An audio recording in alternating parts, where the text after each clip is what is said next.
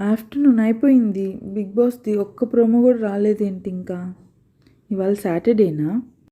నిన్న కూడా big boss episode చూసినట్లేదే.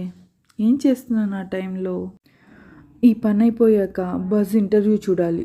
రోహిణిది సగం చూసి వదిలేసా. చాలా బాగా ఆడింది.